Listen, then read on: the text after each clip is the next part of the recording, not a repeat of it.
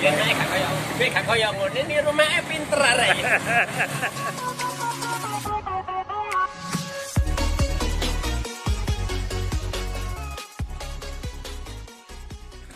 Kamera jahat ini.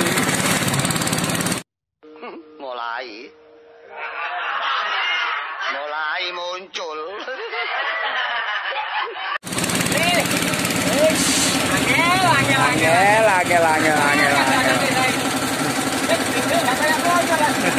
Ini sapa bebekmu gak ngono kok niki. Dasar warek kok tuturane tambah suwe. Angel tuturanmu. Assalamualaikum warahmatullahi wabarakatuh. Banyak manusia modern yang sudah bekerja keras puluhan tahun lamanya, tetapi tidak kunjung menemukan arti kerja keras. Mereka menghabiskan puluhan ribu, bahkan ratusan ribu hari-hari sepanjang usianya tanpa mendapatkan makna kerja keras. Sehingga andaikan mereka diberi pilihan, maukah engkau tetap menerima gaji sebagaimana biasanya, tapi volume kerjamu cukup 50% saja? Jawabannya sangat pasti, mau. Bahkan ketika ditawarkan kepada mereka, maukah kalian mulai hari ini tidak perlu datang ke kantor, tapi gaji tetap sebagaimana biasanya? Jawabannya lebih mantap lagi, sangat mau.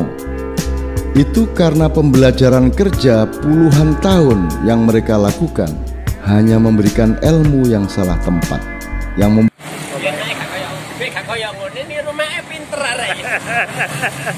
buat mereka lebih memilih dan menyayangi gaji, pangkat, dan pujian, sementara kerja keras dinomorduakan, bahkan mungkin dianggap sesuatu yang menyiksa karena bertele-tele sedemikian rupa sepanjang hidup mereka.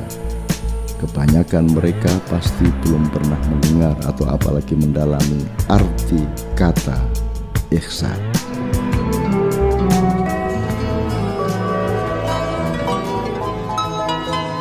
Di kalangan kaum santri tradisional, kalangan kiai-kiai di desa-desa, itu salah satu cara mereka untuk mengubah keadaan kan di samping dengan pekerjaan-pekerjaan yang menyangkut manajemen empiris, juga memakai dorongan-dorongan yang sugestif sifatnya, misalnya melalui wirid atau yang kita sebut mantra. Untuk kalau kita males, nggak tahu ini ada apa nih, kok malas ya, kok nggak kunjung saya kerjakan ini, padahal bisa saya kerjakan. Jadi ada sesuatu yang menarik-narik diri kita untuk tidak maju gitu. Itu satu gulungan psikologis di dalam diri kita, dan itu sebenarnya membuat kita bisa terancam dosa karena kita tidak boleh mengerjakan sesuatu besok pagi untuk sesuatu yang bisa kita kerjakan hari ini, karena itu berarti Anda sedang melanggar A few moments later. rezeki Tuhan satu hari kan gitu. Nah, untuk jalan keluarnya biasanya wiridnya itu ya fa'al, ya fa'al, ya fa'al. Ya itu wahai, fa'al itu satu sebutan Allah yang maha bekerja. Jadi Allah itu sendiri adalah zat yang maha bekerja. Kalau fa'il itu bekerja, tapi kalau maha bekerja itu pakai tasdid, jadi didobel hurufnya. Ya fa'al, fa'al, fa'al. Dan biasanya kalau pakai ya fa'al itu tumbuh. 1 hour later. Darah menjadi seger, kemudian pori-pori, hormon-hormon kita berkembang, dan kita tiba-tiba seolah-olah kita sedang diambil oleh apa untuk dipekerjakan, untuk dibikin semangat, dan kita tiba-tiba memiliki tenaga ekstra. Itu ya fa'al, ya fa'al. Allah sendiri itu maha bekerja. Jadi saya kira saya sering sekali sedih kalau melihat kehidupan kita ini, karena kata amal itu kan artinya kan pekerjaan.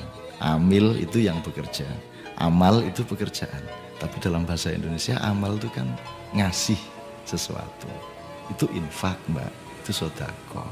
Di jalan-jalan ada papan tulis awas ada amal, gitu kan? Maksudnya ada orang sedang nyegat untuk sumbangan masjid. Padahal amal itu bekerja. Dan rumus untuk bertemu dengan Tuhan, barang siapa kangen kepadaku dan ingin bertatapan wajah denganku, dan ingin aku taburi dengan cahaya yang indah dari wajahku yang maha indah, Allah mengatakan bekerjalah, bekerjalah, bekerjalah. Saya itu orangnya pekerja. Orang tanya siapa Cak Nun, budayawan kiai? Enggak, saya pekerja, that's all, titik. Saya pekerja keras dan saya menikmati kerja sampai saya tidak ingat hasil dari kerja saya. Maksud saya tidak mau menulis karena saya cari honor. Honor itu urusan yang saya kasih tulisan, itu kewajiban dia, bukan urusan saya. Itulah. kewajiban saya adalah menikmati bekerja.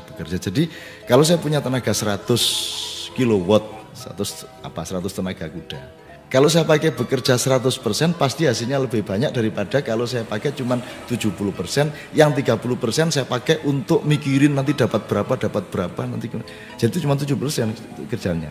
Mending 100% saya pakai untuk konsentrasi bekerja. Apa yang bisa saya kerjakan. Saya tuh punya daftar kerjaan, banyak sekali.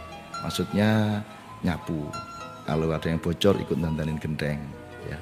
Kerjaan dari yang ringan-ringan sampai yang sukar. Yang berat-berat. Kalau capek menulis, kerja kasar. Capek kerja kasar, kerja halus. Itu pokoknya bekerja.